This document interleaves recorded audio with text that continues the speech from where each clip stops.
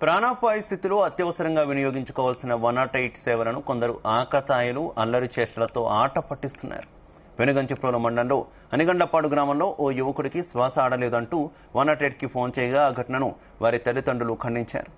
ఇక అలికలపాడు చేరుకున్నటువంటి 108 చేసేదేమీ లేక యువకుడిని పెనుగంచిప్రోలు పిహెచ్సికి తరలించారు.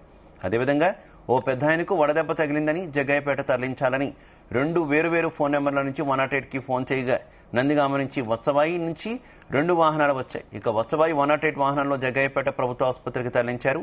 మొత్తంగా లేని సమస్యను సృష్టించిన ఆకతాయిలు చేసినటువంటి ఫోన్లకు 3 మండలాల 3 వాహనాలు ఉరుకులు పరుగుల మీద గ్రామానికి చేరుకున్నాయి. తీరా అక్కడికి చేరుకున్నాక సమస్య ఏమీ లేదని తెలిసి 108 సిబ్బంది ఆగ్రహం వ్యక్తం చేస్తున్నారు.